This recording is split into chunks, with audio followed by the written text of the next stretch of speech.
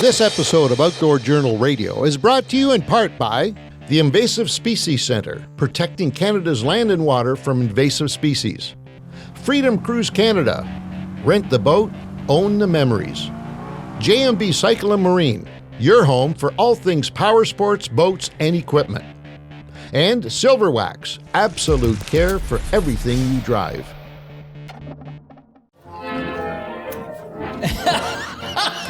Here, Angelo. Woo! There you go, buddy. Thank you. Angelo. Thank you.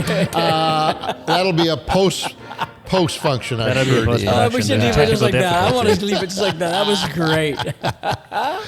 Welcome to the program, Outdoor Journal Radio Podcast. Peter Bowman, Angelo Viola at your service, along with the usual characters. We'll meet up with them throughout the course of the episode. A wonderful episode it is, too, by the way.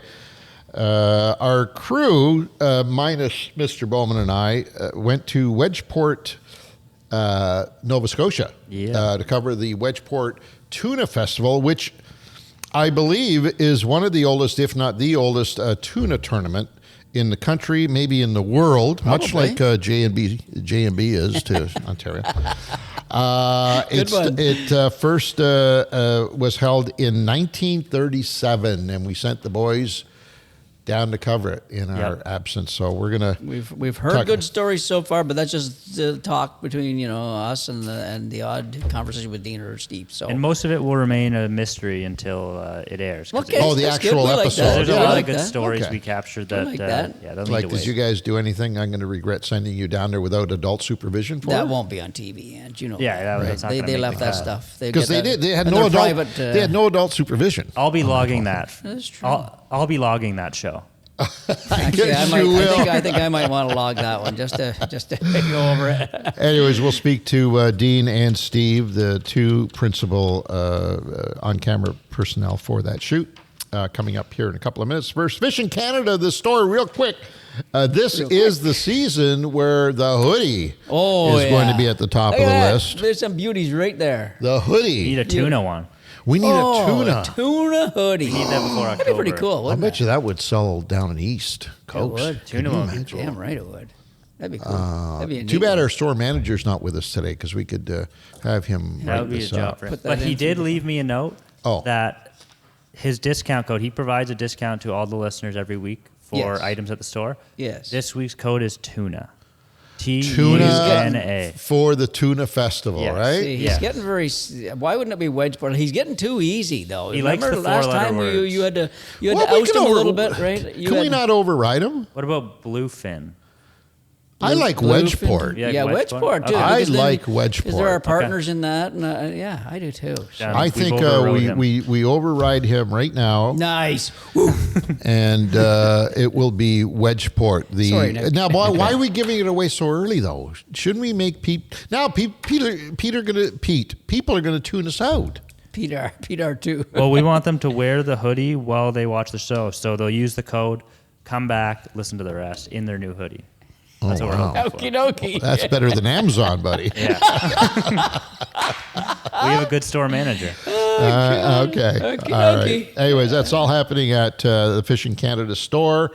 You can go to shop.fishingcanada.com to enter directly into the store and get yourself one of these beautiful.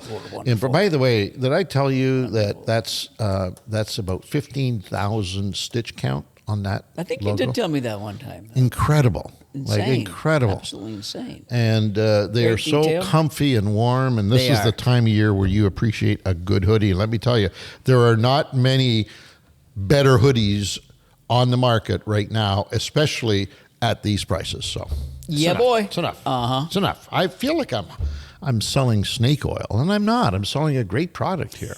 You know. You'd be good at selling snake oil. I guarantee you, you'd be the best snake oil salesman around here. Now, do I take that as a compliment, or Yeah. do I take that sort of as That a means you can derogatory sell anything. comment towards No, my? it's your salesman abilities what I'm talking about. All right. You know, Okay, I'll you take that. snaky bastard. You. Listener feedback, David Fleming, 1117. David Fleming, 1117. If you are listening, that's good. We appreciate you listening to us. He sends this via YouTube. In response to the retirement episode we did We a had a little while lot of ago. response. This is just one. Are a we? lot of people wrote in. Yeah. They do not want you guys to retire. Is there any? that's Is there any funny. negative ones though? Could No it? one said yes. Get the hell out. Yeah, you we know? need you guys to retire. Thank Oh, God. No one said okay. that. Well, not yet. Maybe after this podcast, we'll tune them In up. response to the retirement episode, a great show as always, guys. I live in Northwest Indiana. Big shout out to Indiana. Nice. That's the home of the Pacers, right? Indiana Pacers. Correct. Yeah, I know You're that. correct, sir. I work in the steel mill. I will be 60 in 2 years and will retire with full pension. Good on you, Oh, brother. you see there. Good There on you go. you, You had to Dave. rub that in there, didn't you, buddy? I will tell you, I will definitely be fishing more, LOL, but you guys will know when it's time to retire. If your body says 2 more years or 10, whatever, it is Whatever it is. whatever it is, Yeah. you will know at the time. Until then, keep up the great work. Love the show and the podcast. Life is beautiful. Wow. And the check is in the mail. All right. Have fun and hope to see you all up north one day. That's Take care. awesome. I hope we see you up here too, Dave. That would be awesome for sure. If for wearing, whatever- wearing his hoodie, wearing his Fishing Oh, Canada wouldn't that hoodie. be the best? Eh? That'd be cool. Which is a good point to make. First of all, I appreciate the kind words. Like the chances of us meeting Dave in the field up here north are probably, if like, call Vegas and find out what the odds are against that. However, having said that, if you are a regular viewer of the show or a regular listener and viewer of this show, and I'm talking both brands, the Fishing Canada show and or Outdoor Journal Radio podcast, if somehow our paths happen to overlap at some point somewhere, and it doesn't matter where that somewhere is, stop and come over and introduce yourself and say hello, please. Happened to us in Kippawa this year, in Quebec. No kidding. We were driving the boat. Hey, Dean? We were driving the boat Yeah. along, and all of a sudden, is that Fishing Canada? Hey, guys. Oh, my God. They were from, was it Indiana? It was- Ohio. Ohio. They were from the U.S. No kidding. They were from See? US. They And- recognize the voice, though. They recognize Pete's voice Is from that across Pete? the bay. Hey, boys, how's it going? That's freaking Fantastic. hilarious. Yeah. And then they come over after. We did some pictures with them because they were boat to boat, and then they were staying at the same camp we were. And yeah, it was great. So Make it happen, Come on guys. over, We yeah. love it. Don't think for 1 minute. Now, depending, if we're in a compromised position, you know, whatever that might be, then obviously, you hell are know, you doing on these shoots give us a without me? wide berth, okay? But under any other normal circumstance, whether we're on the water, whether we're at a gas pump, whether we're in a hotel, whether we're in a restaurant, whatever the case may be, if you're just driving by and you happen to notice that, you know, the crew's there dragging the boat out to the next shoot, give us a honk, wave, do something. We love that stuff. So to Dave from Indiana, you never know. yes, sir. But only you can make it happen because we don't know who you are. You know who we are. Yeah. So come on over and say, hey, for sure. And good luck in your retirement, Dave. In a Oh, couple of years from for now, sure. have fun because you're going to fish more. That's it, buddy. That's what it's all about right there. Conservation corner. Now, normally we would talk to you about the grass carp, which we're not going to certainly not gonna shy away from it. Brush away. But I think more importantly, they've had a change. They've had a change in their URL. Correct. They've had a change in the name of the program. And we need to tell you that Fisheries and Oceans Canada, DFO, recently adopted the common name invasive carp as opposed to Asian carp. So they've changed that to invasive, formerly, as I mentioned, Asian carp. And we're not exactly sure, Dean, are we, on why, other than the fact that they wanted to maybe focus more on the invasive part? Yeah, of and they reclassified them as their own little subspecies to try to make it a little cleaner, I think. Is there more? Are there more Asian carp than the big head black grass carp and silver carp? I think that is the case, that there are a lot of fish that fall under Asian carp, but Right, they're so not they're just- here and they're not invasive. So they're just taking that invasive, and they could always add another one in there if they wanted to. Yeah. I guess, right? Yeah. Huh. But yeah, so Interesting. if you go, we've been telling you to go to asiancarp.ca to find all your information. If you type that in, you're still going to end up at the right place. Right, right. But invasivecarp.ca is the official handle. Official new one. That just happened, didn't it? That did just happen. It's hot off the press, so there you go. So if you are out on the water a lot, we need your help. We need you to be vigilant, as you know, as reported on this program and other media outlets, that in fact, the speculation that they would eventually get here, and we're talking about the invasive carp species of grass carp, if they get here, well, we can drop the if to when, because they're here. And we need to be even more vigilant nowadays than ever before. But the difference is now you go to invasivecarp.ca in order to get all of your information. So center per day family. Oh, I can't even. I avoided that because I didn't even want to go into that. That was because I remember common carp and mirror carp were in that as well. Obviously, all the carps are in that. So they made it Zeno center per day family. They have their own classification now. These 4 carp. Because they came in and invaded. Right.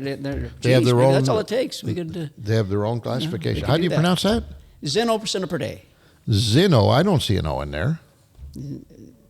XENO center per day. That's the new one? Yeah. Oh. And what was the old one? Center per day. Just center per day. It's still there. It still exists. Yep. Center per day is the carp in general. And maybe that's to make the common carp not in that invasive category, so that it's a little cleaner. People aren't all freaked out about common carp. I don't know. Yeah, maybe. Who knows? I mean, there's. See, I had to pronounce that Cinidupre, but anyways, whatever it is. Who cares? At the end of the day, who gives a shit? Stephen Cook would care. He would care. You think so? I don't. Yeah, he'd say, guys, don't butcher that up. I mean, well, if you do butcher it up, I'm going to have to come and fix you up on it. But. All right. Anyways, whatever he said, that's the new name for it. I'm just taking a shot too. I know you are, and I'm not gonna throw you under the bus. Okay, you at least attempted it. I, on the other hand, steered clear, and you're to be commended for that. Thank you, sir. There's a Zeno for today, but they do right there. In the news, brought to you by our good friends J&B. Is this the time of year for J&B, your outdoor superstore, J&B Marine, Ontario's largest Princecraft Mercury dealer? I say, is this the time of year? And I'll tell you why. Most of us, we look at that, that the end of winter, maybe midwinter, to start thinking about making that boat package purchase, because we just think that's the time of year that we're going to get the best for bang for our buck. No, you didn't. You like it right now, don't you? This, you know why? Can I be honest with you? The folks at J&B, could you just turn the volume off so you don't hear what I'm saying? Because this is the time of year where you got these guys buy the little short ones. And I'll tell you why. Because right now, they're looking at inventory, and the cost of carrying inventory is horrendous. Horrendous. See, so I told you could sell snake oil. I'm not saying this. I'm not being. No, I'm telling you right now. I was in the business. If you wanted to get a deal from me, do it when I'm at the lowest possible. You're about to tap out. You're like, I'm you can't ready hang to on anymore. You got the chokehold on. I look in the showroom, and all I'm seeing is dollar bills piled up, and they're all my dollar bills, and I don't want to see those dollar bills there. You understand? I'm hearing you, brother. So this is the time where you go up or talk to Rob at J&B Cycle and say, hey, brother, I'm here to solve all your problems. I'm looking for a rig. You got one? And you're going to be his best friend. I'm telling you. This is the time you want to look. Don't wait till February, March, when the boat shows and everybody's showing you. Because those guys at that point, they're flush. They're in good shape. They're in good shape. Now is when you want to get the deal done. There you go. Just a little. Okay, you folks at J&B, turn up the volume. There you go. All right. Like I said, lovely folks, J&B Cycle and Marine, Ontario's largest Princecraft and Marine Mercury dealer anywhere on the planet. That was awesome. That's it. All right. Good for you, buddy. JBcycle.com, by the way. JBcycle.com. Thank you. You're welcome. Go ahead. In the news, Chris Johnston, one of our Canadian BASS elite anglers, one of 5 now, but Chris Johnston wins back-to-back Angler of the Year awards. Unbelievable. Absolutely. That is, last year, We thought, well, this is crazy. The first Canadian ever to do it, and it's an accomplishment at the end of the year to come up with points. It's all about points. It's not about money or anything like that. It's a point system, and then to do it twice in a row, like back to back, it's been done by 3 other anglers. Not Canadians. No. This is the first Canadian to ever do that. And remember something, they'll always remember the first. And Chris, good on you, man. Absolutely. Good on you, brother. He's in the legendary list of Kevin Van Dam, Guido Hibden, and our buddy Roland Martin. Roland Martin has done it 3 times, by the way. That's how much of a beast he is. So that's it. I mean, of all the tournament anglers, Ricky Clunn, Denny Brower, all these guys, nobody's ever done it. Chris Johnston from Peterborough, Ontario, has done it. That is so hard to do. I mean, I don't want to downplay the importance of winning a prestigious event like the Bassmaster Classic, for example. I mean, that is hard to do. Which is also been done by a Canadian, by the way. Which Gussie is also Gussie, once again, he's the first Canadian. That'll never change. Yeah. But winning one of those events, if your stars and planets are all aligned and you are at the top of your game, I'm not going to say it's easy, but it's doable. But to win the Angler of the Year in the most prestigious brand on the planet, it takes an entire season. Oh. It's not one. An all-rounder. It's right? an all-round angler that can do it. And that's just skill. Yeah, it's just that skill. Is pure skill. Absolutely, without a doubt. Luck has nothing. Yeah, he might have got lucky on one event or maybe one day or 1 hour or one fish throughout the course of the year. Absolutely. But to win the volume of events that it takes to be Angler of the Year, that's 100% pure skill. And he did this without getting a top 10. He didn't make a final day. Everything, he got an 11th on one event, but everything that, it's just insane. He's a beast. And his brother, and I'll tell you. How did his brother make out? I don't know how far Corey was on the list. I think he might have been 11. I'm not sure if he's in the top 10 or not, but he was close to it. I think he was in the top 10. I'd be surprised if he wasn't. Oh, yeah. They're so good, right? Those guys are just absolutely hammers, without a doubt. They're just unreal. So, yeah. Good on them. That's the news, by the way. If you want the whole story, Dean took the time. We don't do it justice here on the program, but if you want to get the full benefit of Dean Taylor's skills as an editor, you need to go to fishingcanada.com and read that whole story because it's Come on now. How come it's only come on now when I mention your name in the sentence now? I don't know. That button's become associated with me. When people complain about come on now, they blame me. Right. But you don't care. As long as it's you that we're going, come on now, you're happy with it. The hell with them complaining. It's all about me, right? Well, no, I'm taking the blame. They're coming at me anyways. Taking the hit. I'm going to put the come on now right by me. All right. Fan question of the week brought to you by our friends at fishfindermounts.com, fishfindermounts.com. And what would you go to fishfindermounts.com to do? Oh, I'd buy some bananas and then probably get a car cover. Would you buy Canadian only? Well, that would probably be a good idea, yes. I like that idea, actually. All right. Yeah, forget the bananas and the car covers. I'm going to just buy Canadian Fish Finder mounts.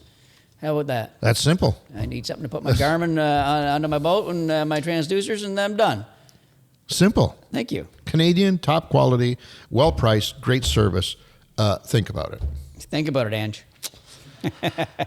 Andrew Wookster, 2537. Via YouTube. Now I can say Andrew Wookster, 2537 via YouTube. Hang on, because you may be in for a win here. That's right. He is in contention. Yeah, okay. There you go. You want me to ram that question off? Would you mind? Mr. Andrew Huckster from Lloydminster. Canada's only border city. Oh, yeah. Lloydminster. That's Alberta, Saskatchewan. Highway 17 goes right through to town there, doesn't it? That's crazy. That's crazy. My question to you fine folks is, what do you like more, morning fishing or evening fishing?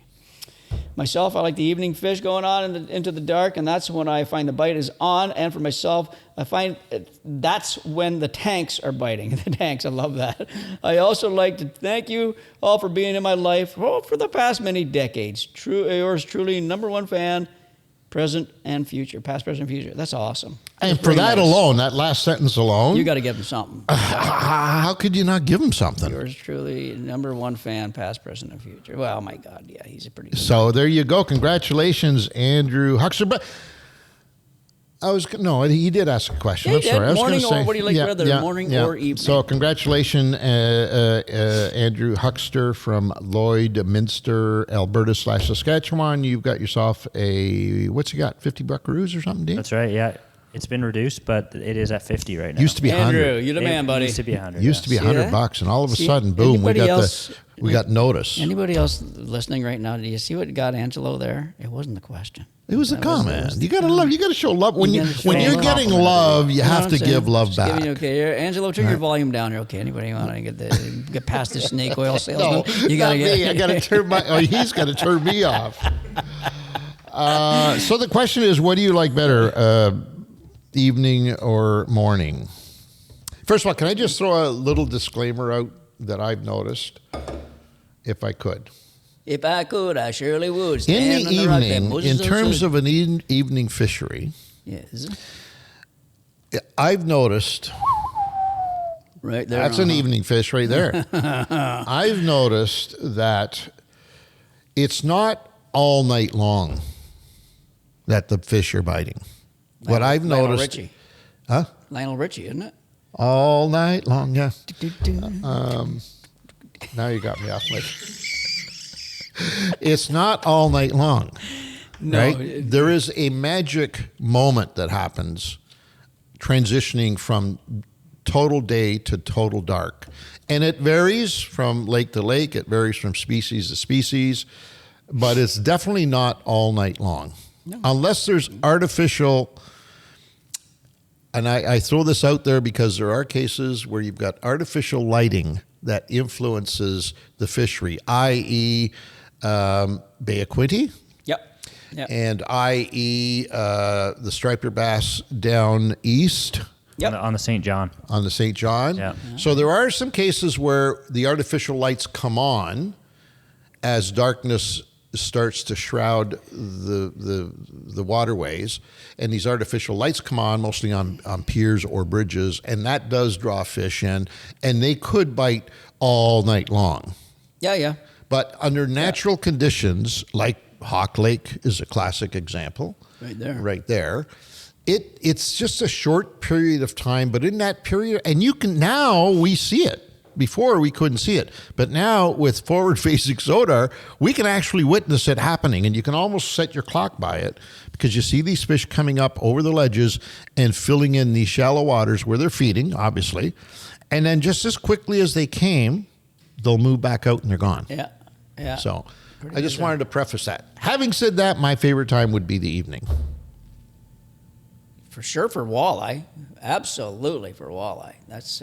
See, for me, for a largemouth or something, I like the morning. I like the morning just in general. Because you're pumped up and you're ready to go. You got your coffee, you had your coffee, and you walk down, and you get into the boat, and the mist coming up. You got a cigar going yet? Cigar. Well, I'm not quick as you and Stevie on the cigar, but I will have one. It depends on the situation. The situation. Yeah. But not for you kiddies out there. No. Do not smoke cigars. Bad. He's a bad man. Very, very bad man, Jerry. Yes. Yes, that was a great episode, by the way. No. I love the morning, but there's so many different situations, Yeah. But to me, for walleye, yeah. But that's because of the productivity of the fishing too, right? It's going to be the best. And when the sun hits the tree line, boom, it's on right there. So. Because the morning, you see, and the reason that the morning is also a magic moment too. I love it. Think of what I just said about. At nighttime, there's a period of time just somewhere between the sun going completely down and it being dark. There's a moment where the fish just start feeding. In the morning, now it's been dark all night. So traditional thinking would have you saying, well, they should be all pumped up and they're pretty much done their feeding, and they should be thinking of one thing and one thing only, get back out into deep water and hunker down for the day and wait till night time to come back up and feed. That's what you would think, but that's not the case because the same thing happens in the morning. There's that period of time just as the sun is coming up before it's completely, cut loose from the horizon over to the treetops.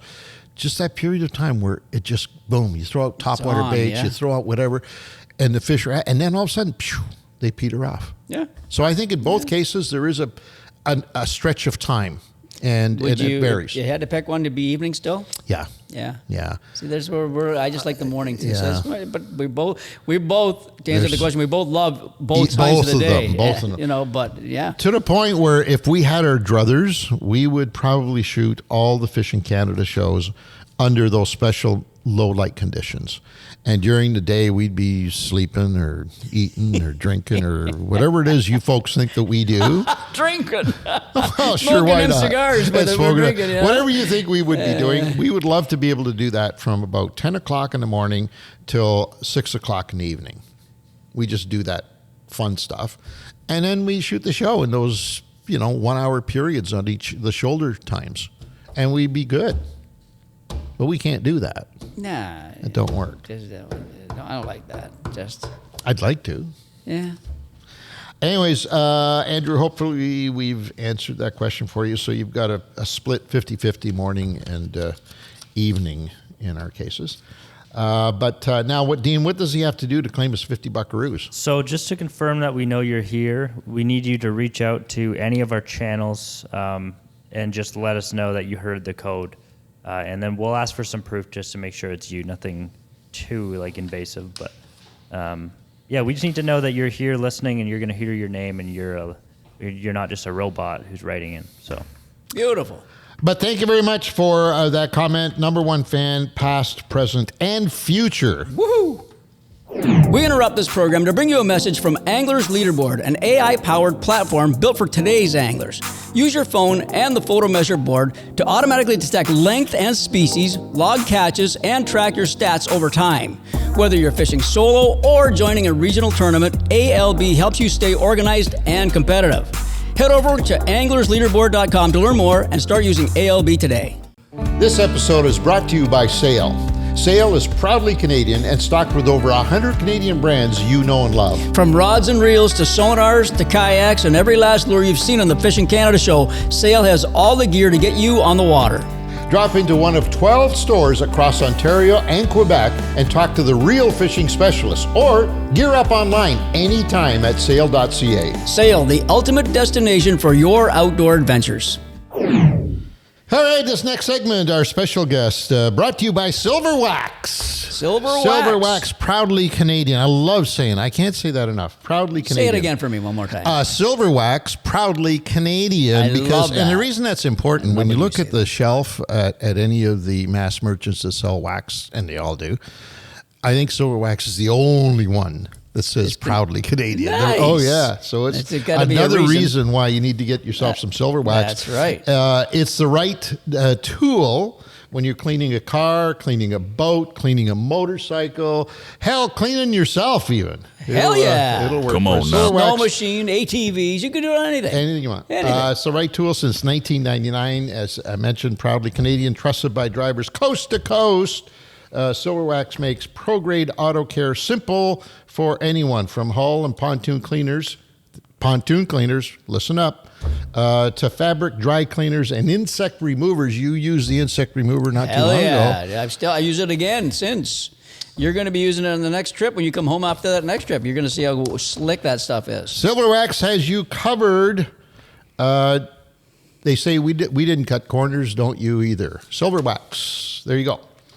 All right, as I mentioned at the top of the show, a few weeks ago, we, Mr. Bowman and I, were not available for service. Therefore, Steve and Dean went to...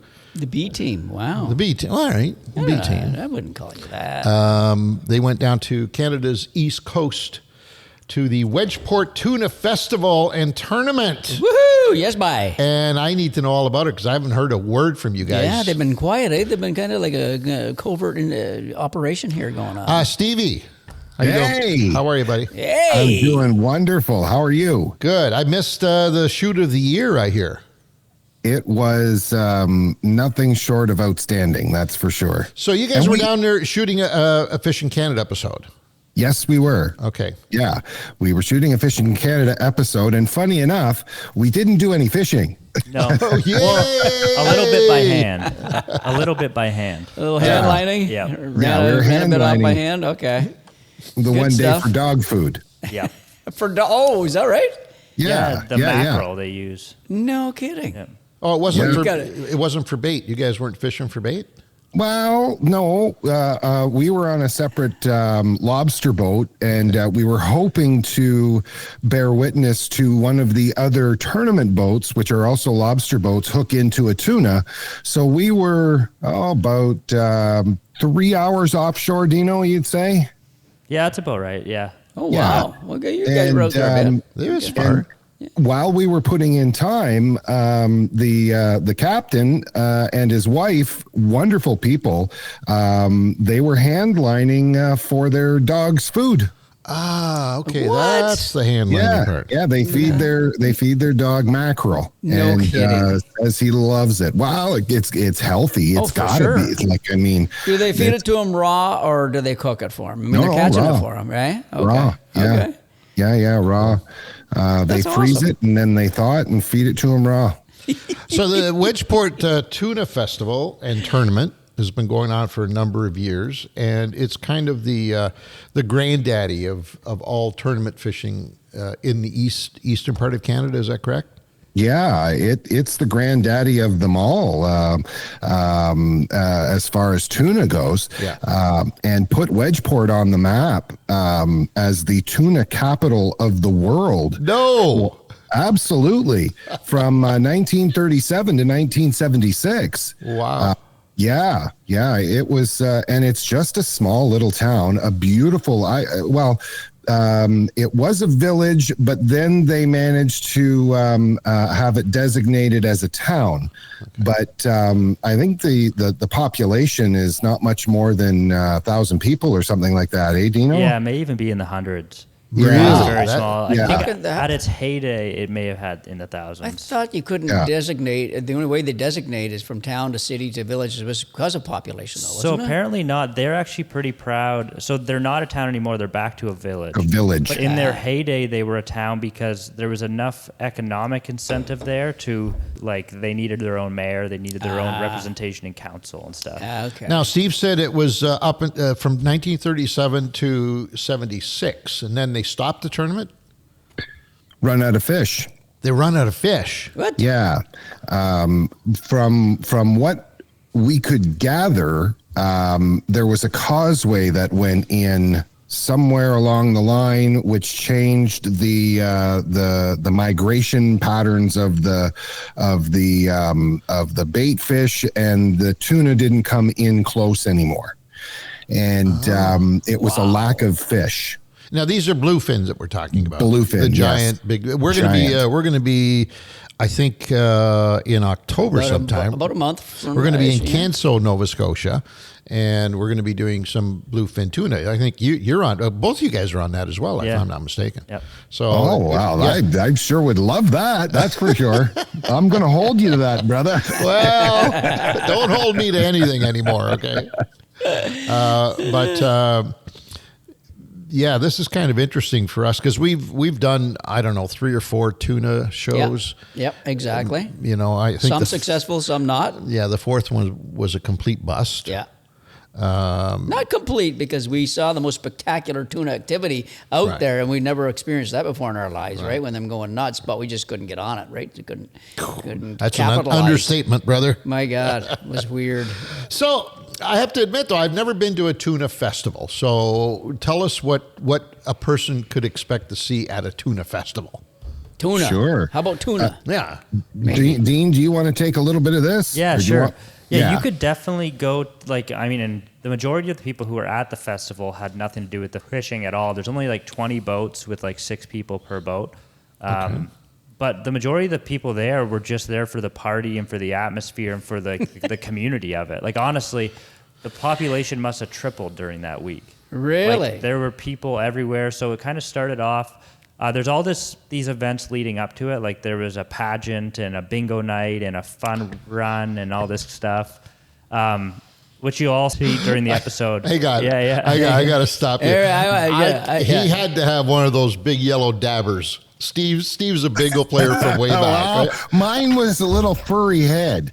I had Okay. the little, the little twisty, and the hair goes crazy. Yeah. Yeah. I could see you guys in the church auditorium playing bingo with all the little old ladies in there. You Oh must yeah, have well, it was a blast. tent, and there was the Miss Tuna or the Tuna Queen pageant, Tuna Princess.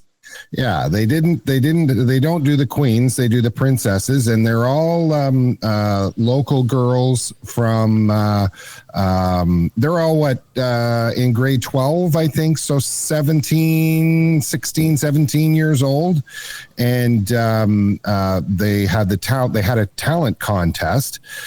They crowned the tuna princess. Nice. And then they were always part of all of the activities. Nice. The weigh-in every day down at the breakwater and the wharf. It was a wonderful production, and honestly, it reminded me a lot of my youth when I grew up in my hometown of Shelburne, Ontario. We had a festival called Fiddleville, and it was the largest open fiddle contest in North America. Wow. And That's we cool. had the beer tent and music and the campground where people would camp. And this feel was as close to that rural, old time fun that I had as a kid. Wow. And it's died in Shelburne because of federal and provincial bureaucracy and insurance and all of that stuff, but not there. Did you enter the beauty pageant there, Stevie? I didn't want to take away the shining light. I would have made a great tuna princess. Oh, you would have made a great any princess, buddy. You're our princess here, I'll tell you. Is there a more fitting part of the world to hold an event like this than Eastern Canada? I mean, New Brunswick, Nova Scotia, Newfoundland. I mean, those areas are just they're built for We've this. never said bad about any of that out there. No. As soon as you go out there, it's a different world, right? So I can only imagine the feeling, the texture of the event. It must have been spectacular. It was steeped in awesomeness. Perfect. It was not about the fishing or the fish. It was all about the community. Yeah. And from one end to the other, on the last night, on the Saturday when we didn't actually weigh any fish in on Saturday because of the hurricane. Right. Everybody was in by Friday, but on Saturday they have the beer gardens and a big dance and live music. But just as I was saying, in my hometown, we had campgrounds where most of the parties would happen. At Wedgeport, there's 20 boats, Dino, involved in the tournament. These lobster boats, and they're 30 feet wide. Some of them a little wider, and 50 to 60 feet, 55 feet long. So they're almost square bricks. Yeah. And it's because they're limited for these lobster boats to the length of the boat when it comes to their quotas and everything else. But they keep getting wider. And on the breakwater, they had these lobster boats tied together. Side by side, stern to stern, or side by side? You side to side. Yeah. Usually about 2 deep. And before the festivities happened down at the tent, which was like a big carnival tent that they had set up, everybody was on those lobster boats. Like It didn't matter who you were. Nice. Whether you knew the captains, you didn't know the captains, you walked out onto the breakwater, and you jumped into people's boats, and everybody was partying and having absolutely wonderful time, buddy. I fit in real well. Yeah. I knew them I can all. only imagine. You could have had a contest instead of "Where's Waldo." You could have said "Where's Steve?" and had this big image. I think Bo try and and Dean find had it. a hard time keeping up with me for a little bit. No doubt. Oh, my God. Like I said, there's no place on earth that can pull that kind of stuff off, like eastern part of Canada. I can only It's just, picture it, like all those boats, those big lobster boats together.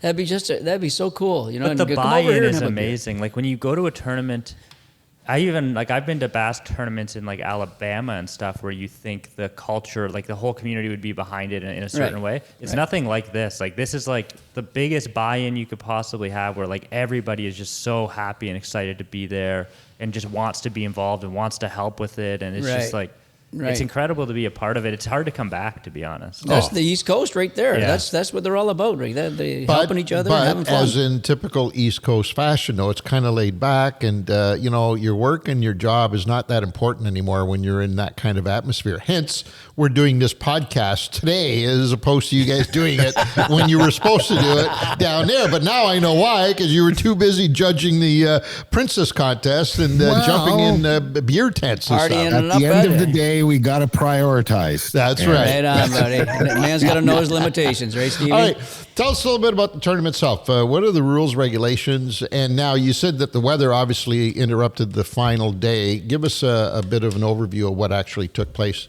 fishing-wise. Sure. So the tournament rules, every boat is allowed one bluefin tuna. Okay.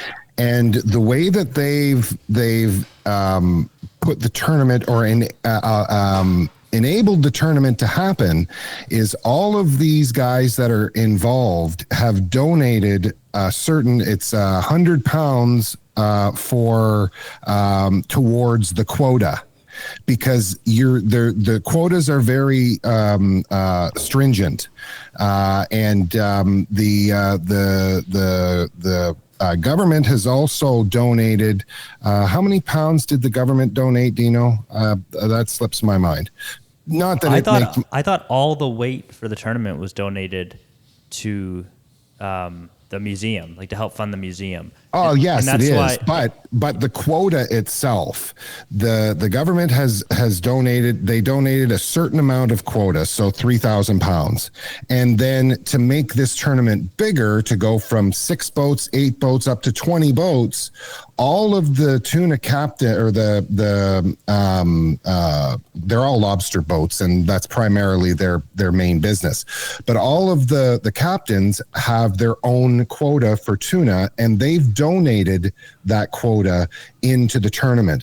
So to increase the number of boats, which in turn then all of the tuna that's caught, and there were 12 bluefin caught in this tournament in particular, they take them right out of the boats. At the moment that they weigh them in, they hang them in front of the crowd at the grandstand, and then they come straight back. They're tested and they're put on ice and they're sold within a day or two. Right. And the money that they raise from selling those bluefin, and they also are allowed to catch big eye, albacore, but all of the money that is sold for these tuna is donated back to the museum, which is in Wedgeport, to the tune of, there is a first place prize, right? But first prize is like $1,200. And you, the size of these boats, just to put it in perspective, I think they'll burn $1,200 in fuel in the first 6 hours that they're running. I was going to say that doesn't even cover the cost of the fuel for sure. So what these guys are doing, they're doing it for the fun of the sport, the enjoyment, and they're doing it to support the town of Wedgeport. Wow. And the museum. Is there a sport fishery, a tuna sport fishery in Wedgeport? I'm going to say that there are some captains that have a catch and release license, Right. but there's few, and those licenses are issued under the pretenses that they're doing it to tag the tuna. So it's there's a lot of Research. science that's going on, science and research with those catch and release licenses. So there's not so much a sport fishery for the tuna. If you want to go out and catch tuna with these captains and you're prepared to pay them to go out and do it under their quota, and then they keep the fish, I think that there's some of the captains that will do that as well. Okay. But for the most part, any catch and release, there's only a couple of guys that are doing it, and for the most part, it's for the science and research part of it. Now, are there other events going on throughout New Brunswick and or Nova Scotia for the tuna industry? Is this the only festival? Is this the only event? There's a big one in Halifax, but it's not. From my understanding, I mean, when we were talking to Nova Scotia about this, the way we set it up, the way we ended up here is we told them, especially for our 40th anniversary, we want to cover fishing cultures, really see places where fishing infiltrates the culture of the area and all the people are living around the fishery. And they said you have to go to Wedgeport. Yeah. And there is a tournament in Halifax, but my understanding that might be more of your sporting event or your more commercial event. There's big name sponsors. And the one in Halifax, isn't that a shark tournament? I was just about to ask that. It is a tuna tournament as well, but there is a shark one. Yeah, we used to go to that back 30 years ago, 25 years ago. That was a great event. That was, oh my God. That was cool. Mostly blue sharks. Blue sharks. I think they might have had the odd poor beagle. So you said that all of these boats are lobster boats. So suffice to say that this is a lobster industry there out of Wedgeport normally. I mean, obviously tuna is not a business. It's more of a pleasure and a pastime. Yeah, but them. You can make some pretty good money on tuna there as well. Yeah. It's just that the seasons are fairly restrictive. Right. Yeah, it was mostly lobster and scallops, I think, right, Steve? Yeah. Right. Yeah. How greasy did you guys look after a lobster meal or two down there? Oh, actually, you know what? I had scallops. I had tuna steaks. Yeah. We had a little bit of that cream lobster. Well, at yes. A few places. What was the name of that wee town just outside of Wedgeport? It started with a P, but the restaurant was the Red Cap. The Red Cap, it was fantastic. Yeah, we went there and they had lobster sauce and halibut and lobster sauce. Come on, God. Oh boy, I gotta tell you, I would try that.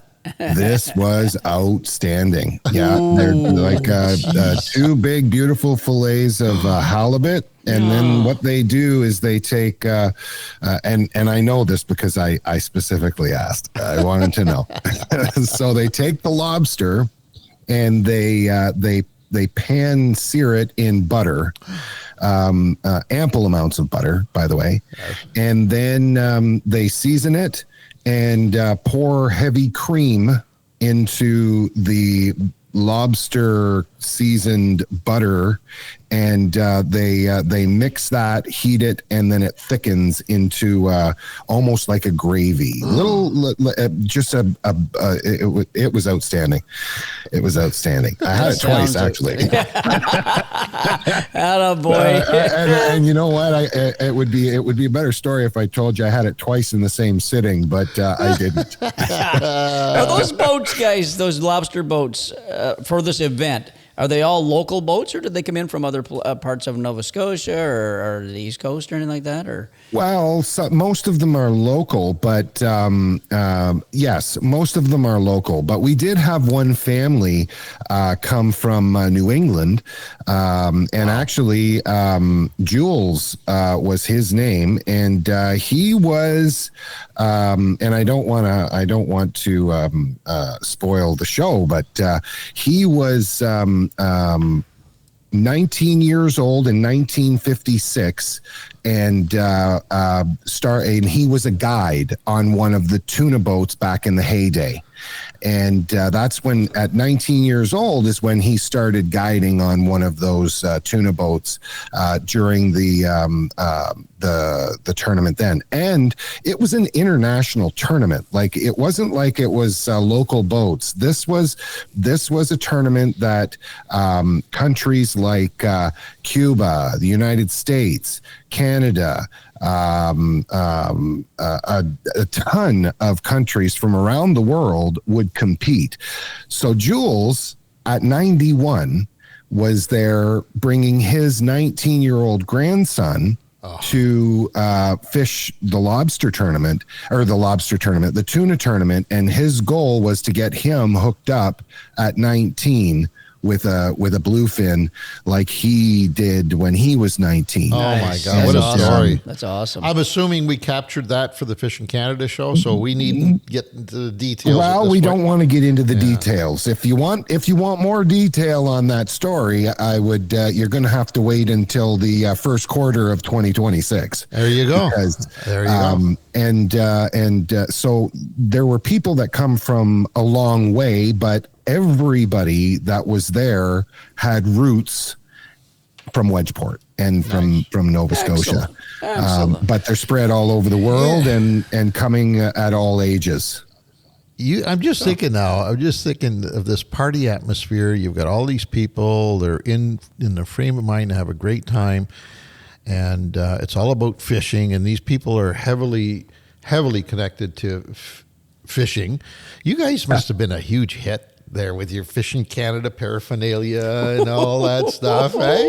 I could just see you two. Well, wow, not only that, we're pretty good looking. And you're pretty good looking, too. You're both handsome bastards, so yes, I agree. We can tell folks about some of the final numbers just to get you a little more interested in making sure that you watch this episode in the upcoming season. The heaviest overall weight, now I'm going to assume that this is because you were allowed to weigh in a tuna plus all these other categories of fish. So this is actually, though, just to kind of set it up a little bit. Yep. So a lot of the boats, so you're ultimately after bluefin, but once you catch it, you have to come in. So there's a bit of a strategy with this one because a lot of anglers, you have to decide, okay, it's going to take me this long to catch a bluefin, so I need to allot my time for that. Right. But to up my weight, I need to stop at a spot that has albacore or has a yellowfin or whatever you need to get. But you have to gamble in doing that before you go to your bluefin tuna spot, right? And what factors into that is the distance. So there was a spot that they call the hellhole.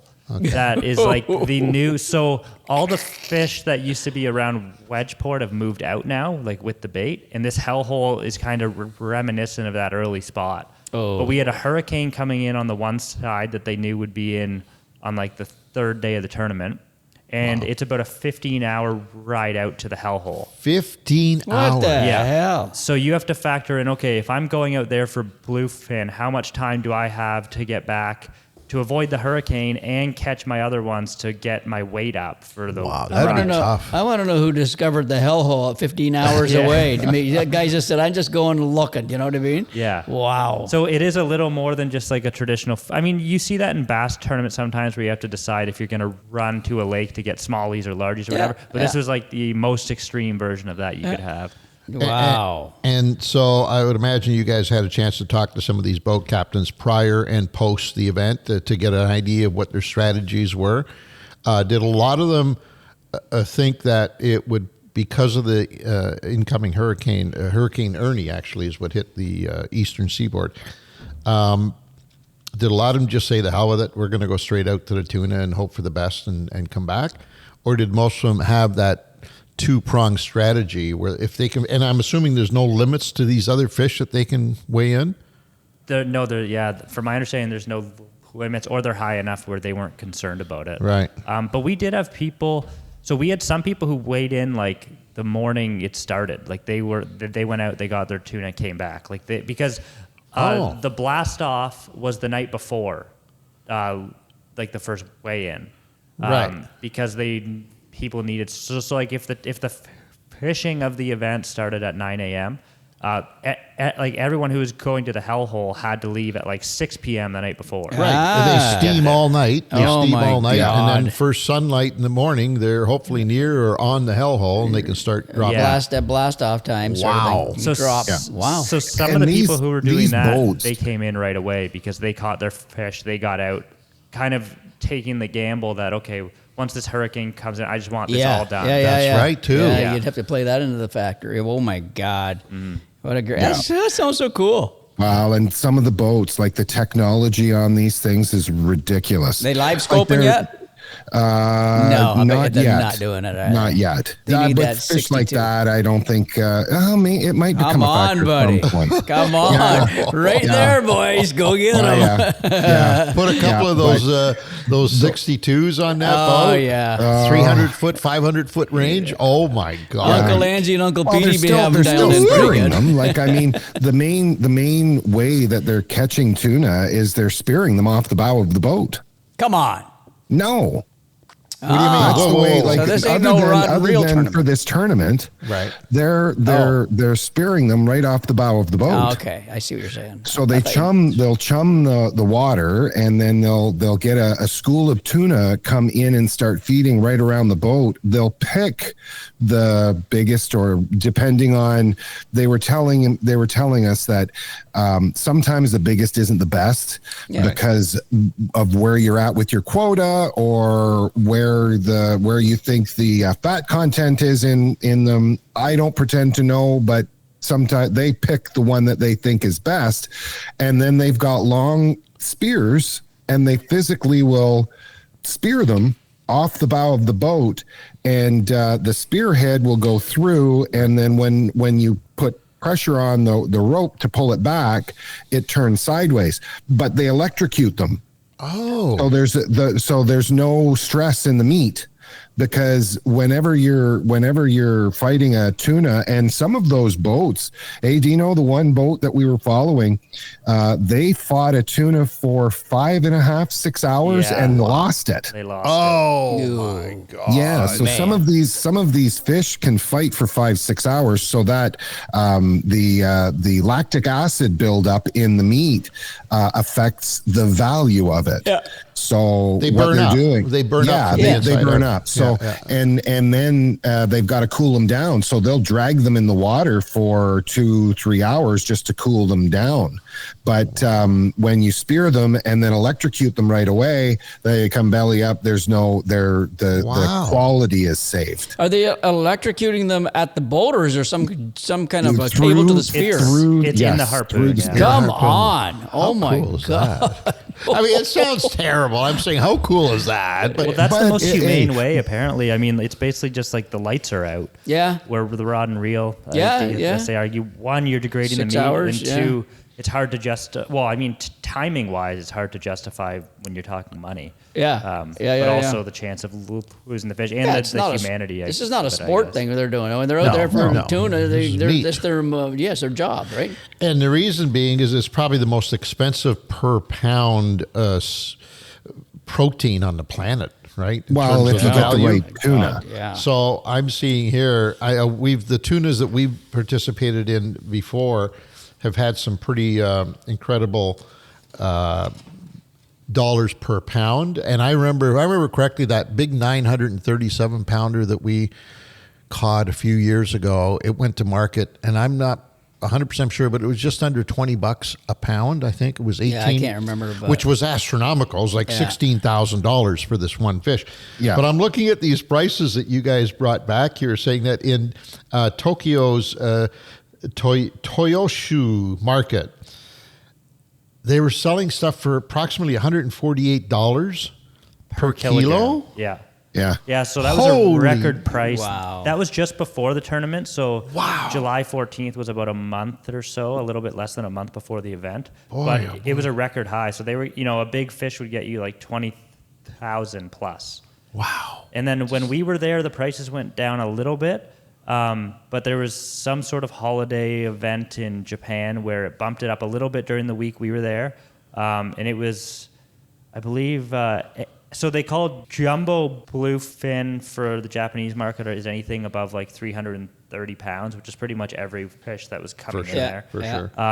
And they were getting, between 12,000 and 21,000 per fish. And they were on a plane the morning after. Like, there were people there evaluating the meat. They would tell you the price. You'd find a buyer. It would be on a plane the next day. Like, it's that fast. Yeah, we experienced that when we did our tuna stuff. It was right. Everything was so well orchestrated. Yeah, no right? pissing around, man. No, They got her there. no. They will put her on the weigh scale. And then they cut the tail off and cut Core the it. head off They and core it. And On the ice quick. And like the Japanese market, the reason they use that, because that's like the premium market, obviously, they consume the most and they care most about the quality. Right. Then they have like a tier list after that. So they would look at the meat and they would be trying to determine, okay, that's not for the Japanese market. This one will probably end up in Norway. And then you'd have to go to a different market and try to evaluate the price that they would pay for it. Oh, that's cool. Yeah. Israel was another place they were selling a lot of tuna to. We interrupt this program to bring you a message from Anglers Leaderboard, an AI-powered platform built for today's anglers. Use your phone and the photo measure board to automatically detect length and species, log catches, and track your stats over time. Whether you're fishing solo or joining a regional tournament, ALB helps you stay organized and competitive. Head over to anglersleaderboard.com to learn more and start using ALB today. Boys, did you get a sense of, because, we all hear about the volatility of the bluefin tuna, globally speaking, areas that they're completely, the stock has been completely decimated and doom and gloom and all that. And yet every time that we've had the opportunity to interact with this fishery, this industry, it's always like burgeoning. It's so vibrant. There's so many fish. Did you guys get a sense while you're out there, how's the bluefin tuna doing in that area? Well, we talked a lot. Well, both Dean and I talked a lot to one of the captains. His name was Eric Jacquard, and he really is the granddaddy of the revival of the Wedgeport tuna tournament, and he is one of the guys that is heavily involved with the science side of things. They've tagged more bluefin tuna than any other boat in the on the East Coast, and from what I hear from them is it's a fishery that we can't take advantage of, right? Like every other fishery. But as long as we continue to gather information and to protect the fishery itself via information and seasons, and also protecting the water that they're in, it's a thriving it's fishery. Heavily regulated, and I think people need to be aware of that. This isn't like the Wild West, where they were shooting buffalo from the train. This is totally regulated. Oh man, is it Did you experience the DFO presence at all while you were down there? Dino? Yeah, they were there for sure. So so what would basically happen, they would take the tuna off the scale where people were taking pictures of it and stuff. They would take it back, they would cut the head off. The head would go to DFO, and then a core sample would go to the people determining the value.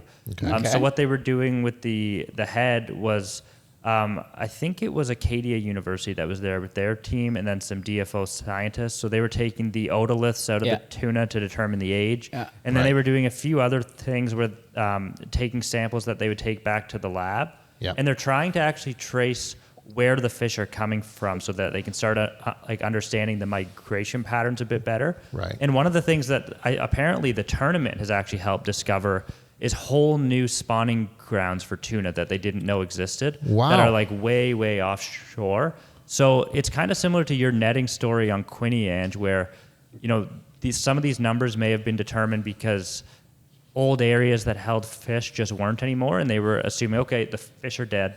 And it just wasn't so really true. And now we're talking about an ocean, for God's sake, the Atlantic Ocean. The environmental changes that probably happen on a day-to-day basis that would influence the migration of these fish, right to the point of changing their spawning habits, would be tremendous. Yeah. Sure. And there's no way that you're going to be able to figure all this stuff out, right? Yes. So now what they're doing, they're trying to take genetic sampling to actually separate it to be like, okay, these fish are coming from this area, these ones are from this area. Yeah, they're all coming to Wedgeport at this time of year. And then you can start determining, what populations are in trouble and what aren't. So that may help inform policy in the future. Well, I'll tell you, every time we've been involved in the tuna fishery down there, we take a bit of heat, obviously, because there's an element out there that says that they're endangered, they're in trouble, and you guys shouldn't be out there, riding roughshod on them, and leave them alone and let them be.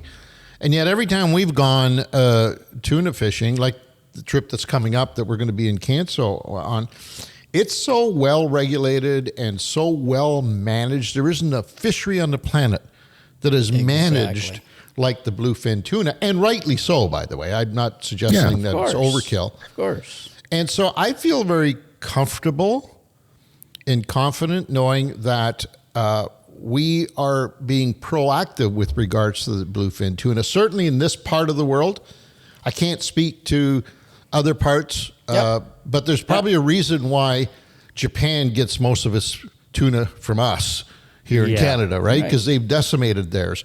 The Mediterranean tuna is all but gone, right? So all these other parts of the world need to wake up and look at what we're doing in terms of fisheries management with our DFO, for the most part, with our tools that we've got in place, and in areas where they've still got a chance of resurrecting the bluefin tuna, they should start looking at what we do here, because I'll tell you, it is heavily regulated. I guarantee you, if there's any issues going on, they will change those regs in a heartbeat. The DFL will say, okay, it's either shut right down or very, very limited, and they would have no problem shutting that down. I guarantee you. No, and they would do it. So I mean, we were on one of our trips. We were way offshore somewhere. I can't even remember where it was.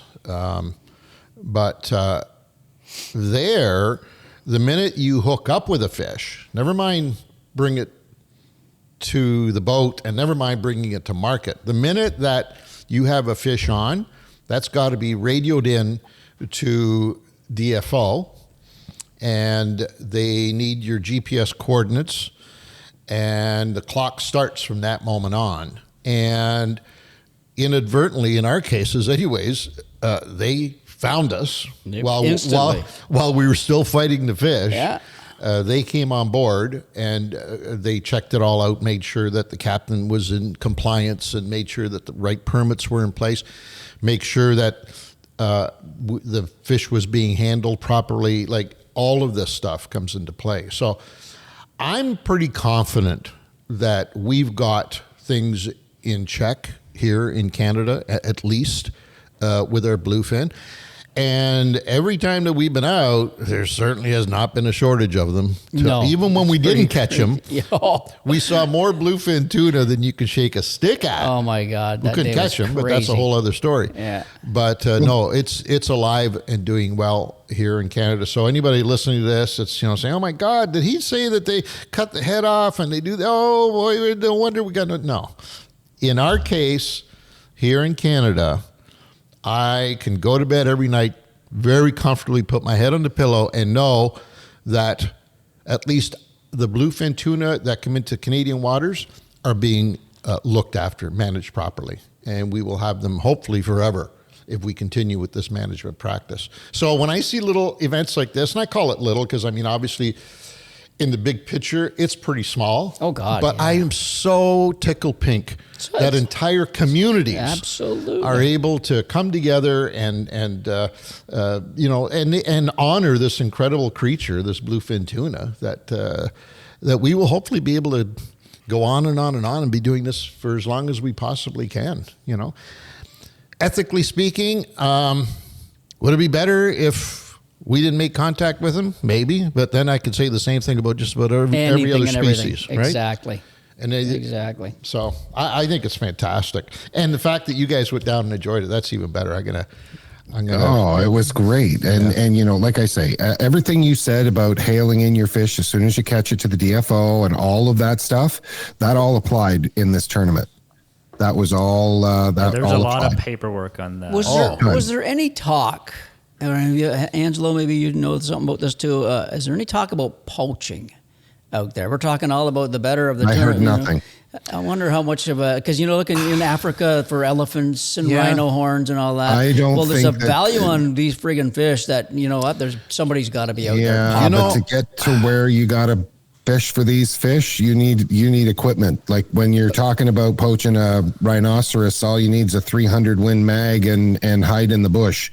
This, you need a $2.5 million boat to get out there, and the guys that have that equipment, they're not willing to risk it for a $20,000 tuna. And I was going to say, the other thing is that the landscape is completely different. You mentioned Africa. It's a vast jungle, if you will, a huge geography to deal with. When it comes to oceans, like the Atlantic Ocean, I think the surveillance capabilities of DFO are much better than they would be in the savannah in Africa somewhere for looking for rhino poachers, right? I mean, keep in mind, they deploy 2 or 3 helicopters in an area, and they can pretty much scope everything in terms of. I hope you're right. I hope there's no poaching at all, but you never know. The way We didn't idiots hear are, any stories of it anyway.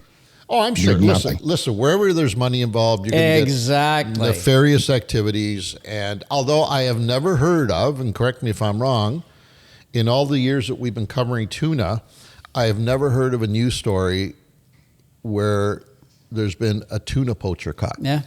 So that's either good or bad, right? Well, every fish that come off also, as soon as they caught it, was tagged with a specific number. So they got all of their tags. They have a serial number on that fish. Exactly. Yeah. I So bet as you the soon as- market wouldn't take it. Right. Well, No. like at least maybe there's a black market for stuff like that. But there's Oh, no there would way be, yeah. you could sell and But transport fish like that.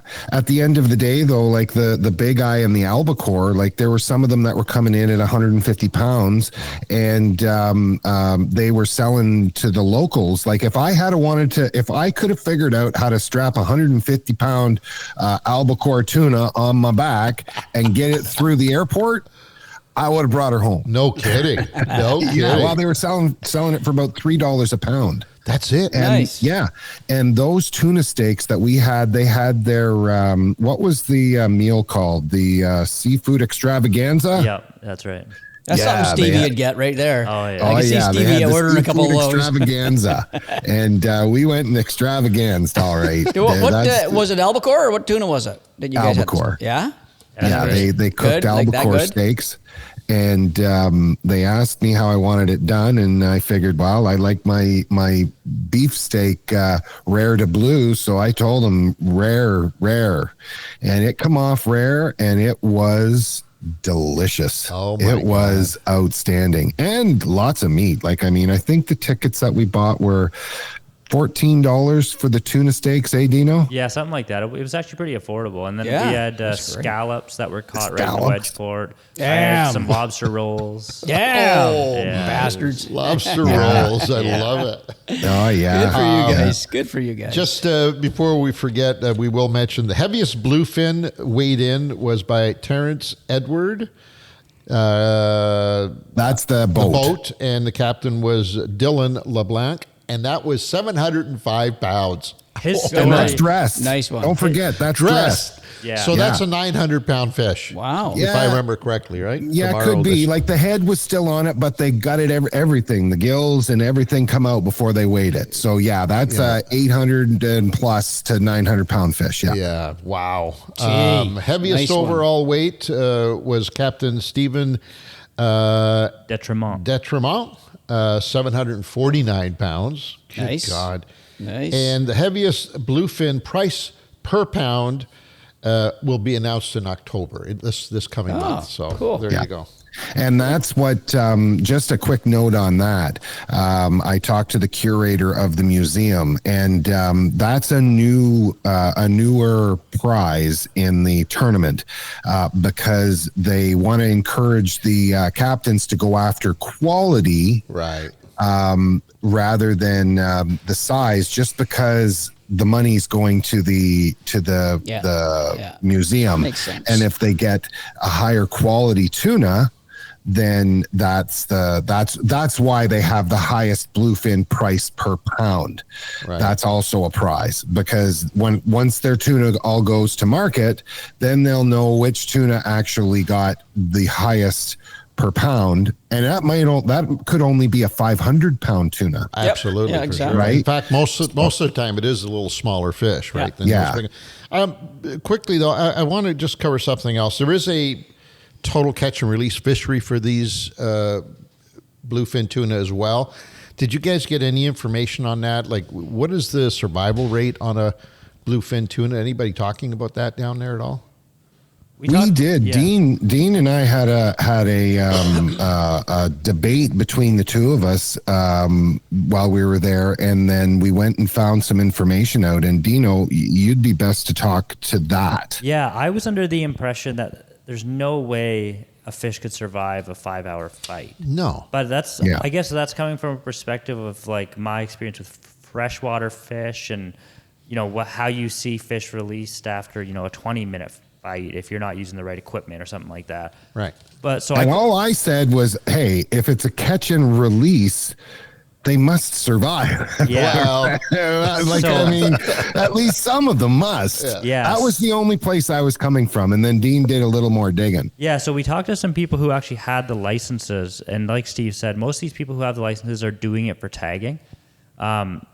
So they told us like absolutely they go back fine, and even then I can speak for myself. I was a little skeptical. I was like, okay, I'm sure they, you watch them swim away, but like, what are the odds they're not going right to bottom? Right. And they were saying that they'll tag these fish, then they're migrating offshore and they're seeing the satellite move, and they're alive. So they have kind of scientific evidence that the catch and release thing is viable. Yeah. I'm sure your equipment and how efficiently you're getting them to the boat and how you're handling them, like you're not putting the gaff in them.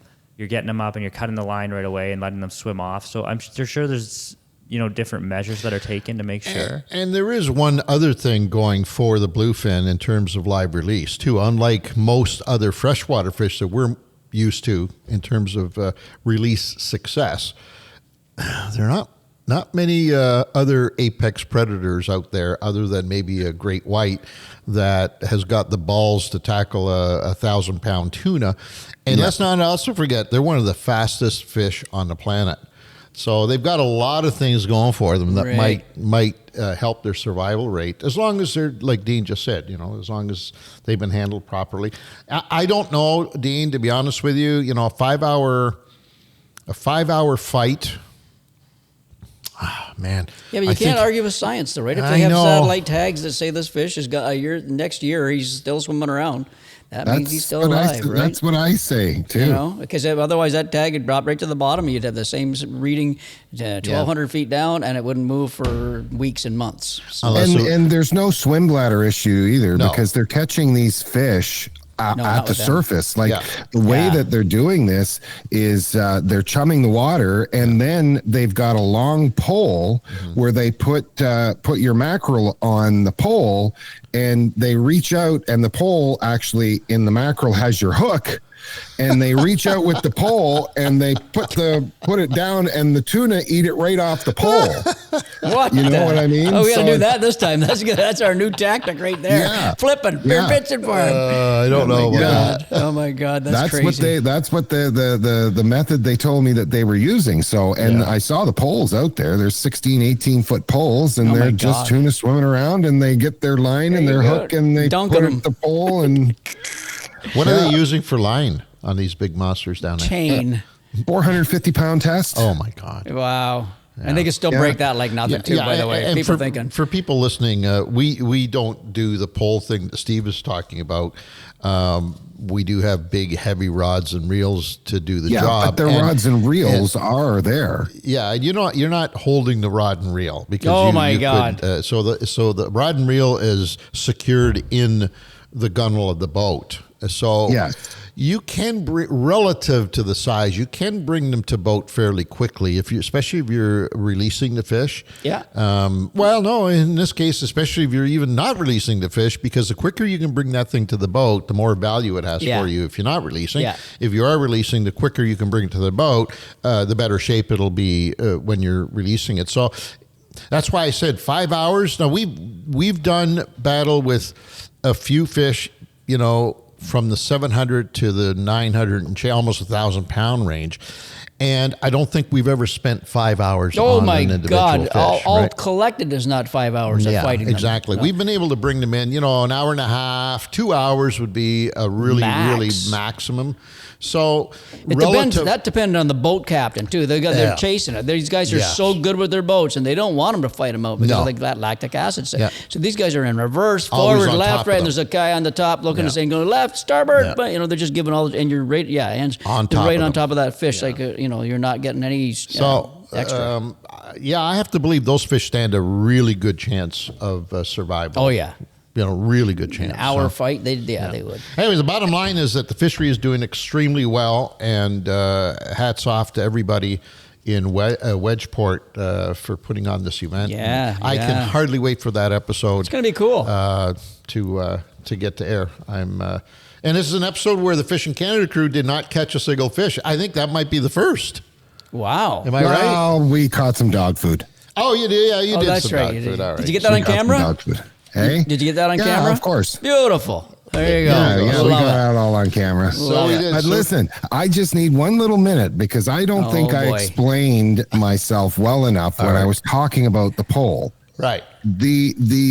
All of these boats have the big heavy duty fishing rods, and some of them have the chairs that you fight in. Yeah. Right. So the pole I'm talking about is just to hold your bait on the line from that big pole. Yep. And once the fish has got your bait, it releases. It's like planer boards, right? The same concept as planer boards. Yeah, 100%. Which is great if those fish are up near the surface. Unfortunately, with the exception of one time where we did the same thing, not with a pole. We had our baited lines in hand, and we'd see the fish, and one that looked really good, and you plop it down in front of them, and just boom, just sucked it out. We tried with the kite. They did the kite thing. We did the kite thing. The kite thing was up there. That was from cool. The kite too, that was cool.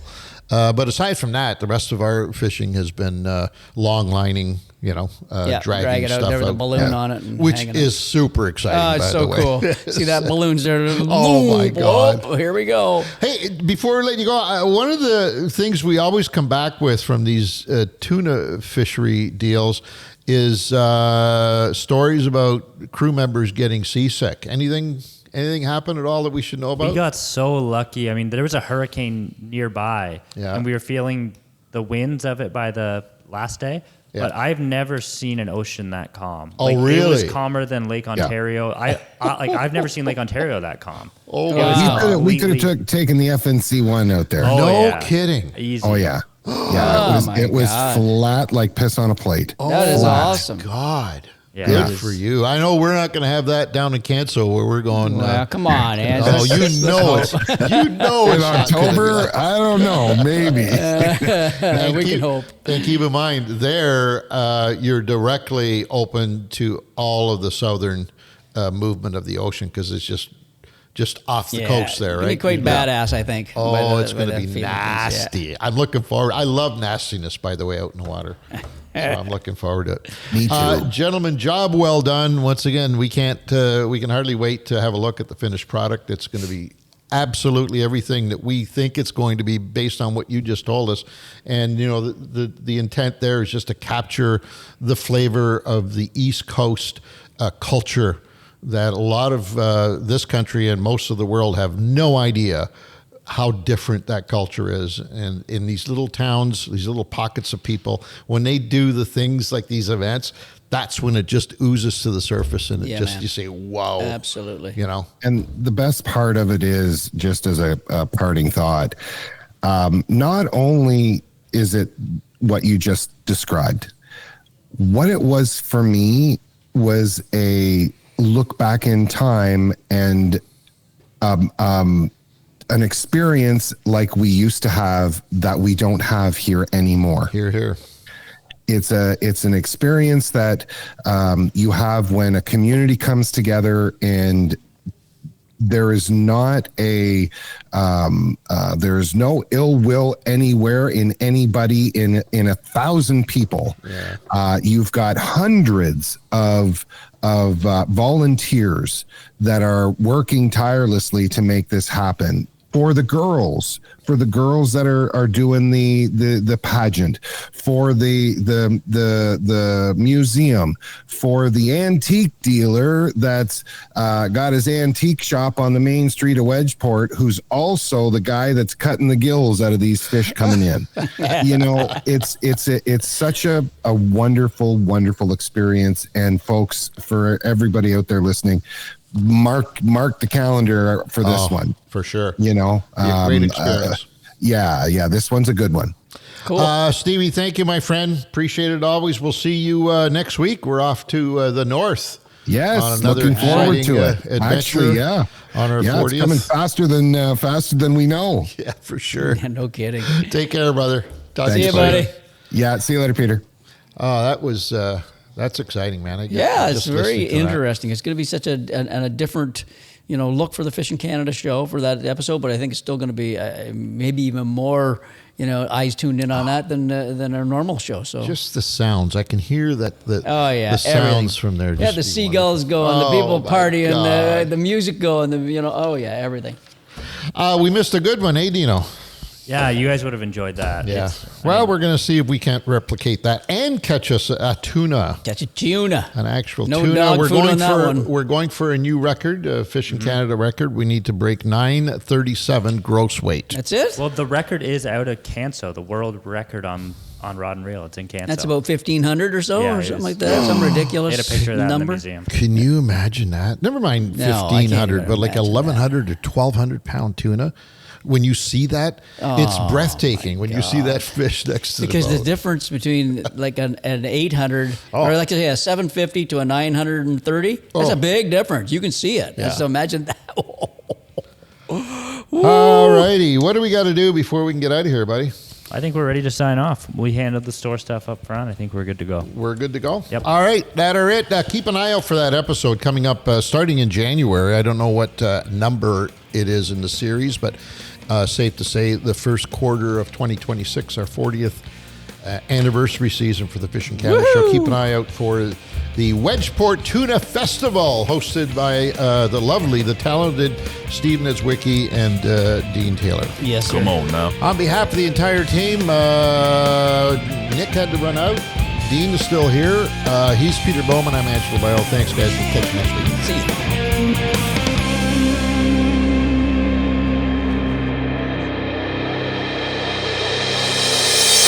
This episode of Outdoor Journal Radio is brought to you in part by the Invasive Species Centre, protecting Canada's land and water from invasive species. Freedom Cruise Canada, rent the boat, own the memories. JMB Cycle and Marine, your home for all things power sports, boats, and equipment. And Silver Wax, absolute care for everything you drive.